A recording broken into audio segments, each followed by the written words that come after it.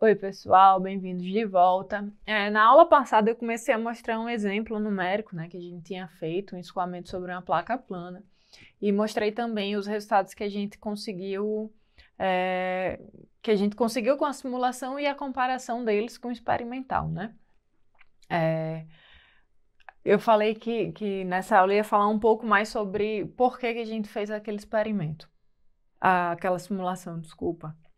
A ideia era calibrar o modelo de transição para que a gente pudesse utilizar esse modelo já calibrado para determinar os coeficientes de arrasto de sustentação de um perfil aerodinâmico, né? Se eu não me engano, é o NACA 23012, esse perfil, tá? E a gente queria obter um- queria ter uma simulação que chegasse a esses valores de coeficiente de arrasto e de atrito, tá? Então, quando a gente consegue calibrar esse modelo de turbulência e que a gente consegue captar essa transição, a gente consegue melhores resultados desses coeficientes, tá? E qual era a ideia então? Era exatamente esse. Vamos utilizar esse problema da placa plana, que a gente já tem resultados experimentais e que a gente consegue fazer a comparação, né? Então, a gente foi lá, fez a simulação e comparou com os resultados experimentais, isso é o que a gente chama de validação. Basicamente, toda simulação que a gente faz, a gente precisa de uma validação numérica, né? Então, a ideia é, eu vou fazer minha simulação, vou fazer minhas considerações, vou fazer os meus ajustes, mas eu preciso que o meu resultado final ele seja comparado com alguma coisa que já é considerada certa, né, na literatura. Pode ser um banco de dados de simulações, então pode ser que várias pessoas já tenham feito aquela simulação e todas elas obtiveram o mesmo resultado, então às vezes isso é válido. Pode ser o experimental, né? Então a gente já tem um experimento daquilo ali e a gente quer comparar com a simulação numérica, isso é válido também. Ou pode ser também alguma solução analítica, né? Então já tem a solução analítica daquele problema, vou fazer a solução e vou comparar o analítico e a simulação numérica, né? Todos esses são tipos de validação diferentes, tá?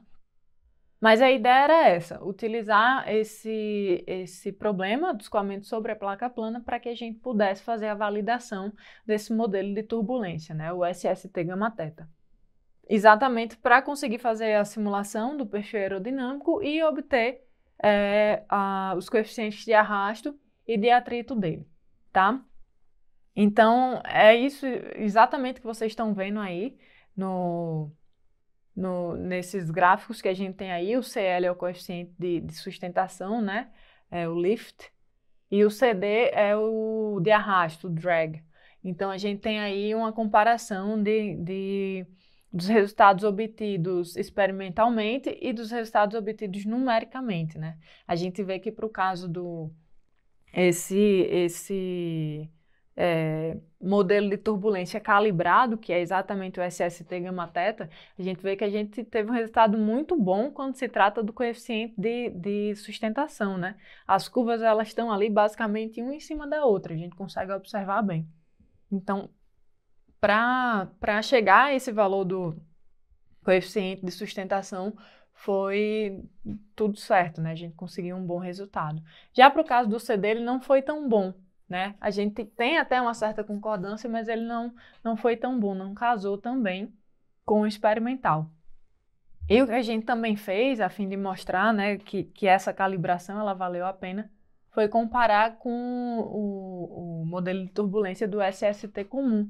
Então, a gente tem aí a comparação do coeficiente de arrasto e de atrito também. Então, a simulação feita com SST comum comparado com o experimental, né, com dados experimentais que a gente tem. E a gente vê que o arrasto ele está bem diferente, né? Quando a gente compara com o resultado anterior que a gente tinha do SST gama θ, a gente vê que, desculpa, de sustentação. No SST gama θ, a gente tinha ali a curva do coeficiente de sustentação estava em cima, né? Uma em cima da outra. Já no caso do SST comum, os resultados não foram assim tão certeiros. Então, a gente vê que trabalhar com esse SST gama θ calibrado foi uma boa, né, para a definição do coeficiente de sustentação. Já para o coeficiente de atrito, os resultados já foram piores do que com o SST gama teta, né? A gente vê aí que lá no SST gama teta a gente ainda tinha algumas partes da curva, ó, que estavam ali junto com o coeficiente de arrasto, né? Tem uma certa diferença assim, mas não é uma diferença tão grande quando a gente compara com o modelo de turbulência do SST comum, tá? Então a ideia foi essa, vamos usar o nosso problema de escoamento sobre a placa plana para trabalhar, para ajustar esse modelo de turbulência de 4 equações, vamos utilizar esse modelo calibrado para definir essas características do perfil aerodinâmico, né? O NACA 23012. Então, essa foi realmente a ideia desse trabalho que foi feito. Vocês podem ver que o passo a passo para fazer a simulação foi exatamente o mesmo, né? Nesse caso específico, a gente utilizou os softwares, a gente utilizou o CFX, se eu não me engano. Acho que foi o CFX que foi utilizado. Então, tem já aquele modelo matemático que está ali embutido, que a gente sabe que é o modelo matemático que deve ser utilizado para escoamentos, né? A gente definiu o domínio, então, tanto para a placa plana, o problema da placa plana que a gente utilizou, ele já tinha um domínio definido por conta do experimento, e no caso de perfis aerodinâmicos, o domínio de solução que é utilizado também já é bem definido, assim. Então, se procurar na literatura, você já consegue encontrar isso com um pouco mais de facilidade, né? O domínio que é necessário para que você consiga obter resultados ali razoáveis para aqueles problemas, tá? Então, a gente fez essa questão do domínio, foi na parte da discretização, né? Então, a gente dividiu o nosso domínio em pequenos volumes de controle. A gente precisou tomar muito cuidado também com a parte do Y+, tá? Que foi essencial para que a gente obtivesse bons resultados. E no final a gente fez a análise, né? Pegou os resultados que a gente obteve e aí foi atrás dos resultados que a gente queria, tá? Então, todo esse é um passo a passo da simulação numérica. É um exemplo que a gente olha assim e fala, é um exemplo bobo, né? Mas que na parte de entendimento, assim, e de fixar as coisas é uma coisa que ajuda bastante. Então, é até um probleminha bom de se começar a trabalhar, né? Que você já consegue ter bons resultados, são simulações já bem difundidas, assim, então fica um pouco mais fácil de pesquisar, né? De achar algumas referências para isso. E é sempre um bom probleminha para que a gente vá treinando, tá? Então, com isso, a gente encerra a nossa aula e também o nosso curso, né? Espero que ele tenha sido muito proveitoso para vocês e que vocês continuem aí nessa área da simulação por muito tempo. Até mais!